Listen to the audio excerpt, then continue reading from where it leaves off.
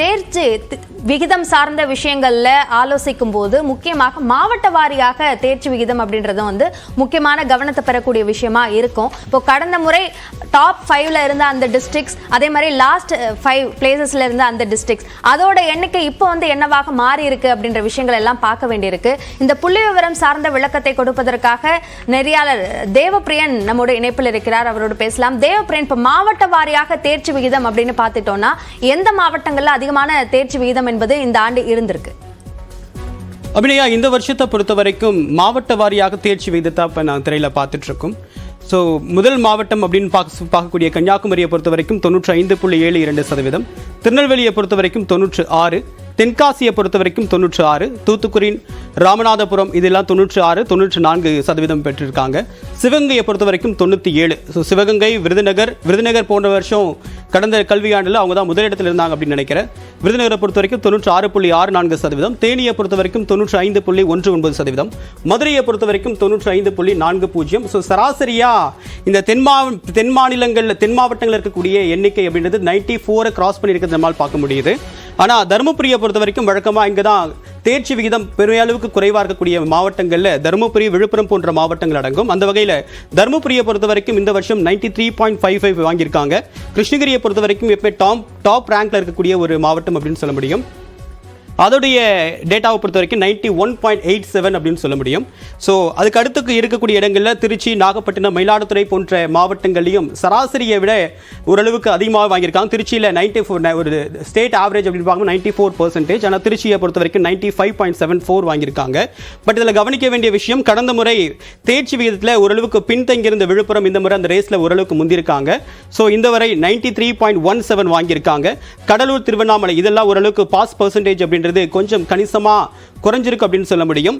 கடலூரை பொறுத்த வரைக்கும் 94.36 வாங்கியிருக்காங்க.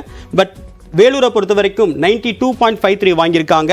திருவண்ணாமலையை பொறுத்த வரைக்கும் 90.47, அதாவது இந்த 90 ரேஷியோ இருக்கிறது கடந்த முறை ஒப்பிட பார்க்கும்போது கொஞ்சம் முன்னுக்கு போயிருந்தாலும் கூட ஒரு டிஸ்ட்ரிக்ட் ஆவரேஜில், ஒரு நேஷனல் ஸ்டேட் ஆவரேஜில் இது ஒரு கணிசமாக குறைஞ்சிருக்கு அப்படின்னு நம்மால் புரிஞ்சிக்க முடியுது.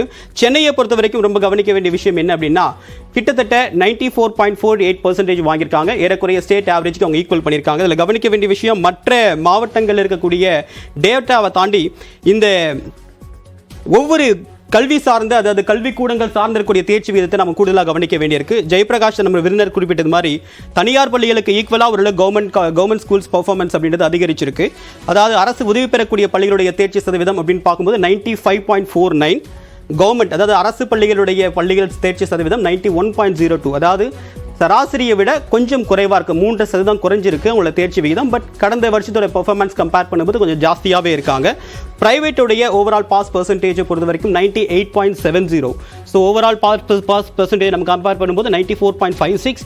இதில் கவர்மெண்ட் ஸ்கூல்ஸுடைய பெர்ஃபார்மன்ஸை பொறுத்த வரைக்கும் 91.02. ஸோ எந்தளவு கவர்மெண்ட் இம்ப்ரூவ் ஆயிருந்தாலும் கூட இன்னும் அந்த ரேஸில் அவங்க முன்னேற வேண்டிய தொலைவு நிறைய இருக்குது அப்படின்றது இந்த பர்சன்டேஜ் நமக்கு உணர்த்துது.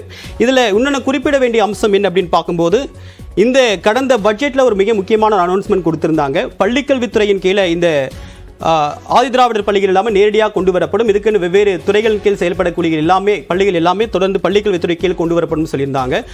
அதனால் அதனுடைய பெர்ஃபார்மன்ஸை நம்ம உற்று கவனிக்க வேண்டியது அவசியமாக இருக்குது. ஆதிதிராவிட பள்ளிகளுடைய பாஸ் பர்சன்டேஜை பொறுத்த வரைக்கும் 89.42. ஸோ ஓவரால் ஸ்டேட் ஆவரேஜை கம்பேர் பண்ணும்போது இந்த பள்ளிகளுடைய தேர்ச்சி சதவீதம் அப்படின்றது ரொம்ப குறைவாக இருக்குது. 90 கூட டச் பண்ணல அப்படின்னு சொல்ல முடியும். ஸோ கூடுதல் கவனம் பெற வேண்டியதாக இருக்குது.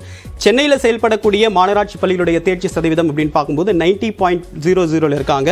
அதாவது மழைவாழ் மக்கள் அதிகளவு இருக்கக்கூடிய அந்த வனத்துறை சார்பாக இயக்கப்படக்கூடிய அந்த பள்ளியோட தேர்ச்சி சதவீதம் 86.36. மற்ற இடங்கள், அதாவது கல்லர், முனிசிபாலிட்டி, சோஷியல் வெல்ஃபேர், சமூக நலத்துறை, பழங்குடியினர் துறை, இந்த மாதிரியான முக்கிய துறைகளின் கீழ் செயல்படக்கூடிய பள்ளிகளுடைய தேர்ச்சி சதவீதம் அப்படின்னு பார்க்க போகிறோம். ஸோ அந்த டேட்டாவை பார்க்கும்போது நேஷனல் ஒரு ஸ்டேட் ஆவரேஜை கம்பேர் பண்ணும்போது கல்லர் பள்ளிகளை பொறுத்த வரைக்கும் 95.47 இன்க்ரீஸ் பண்ணியிருக்காங்க.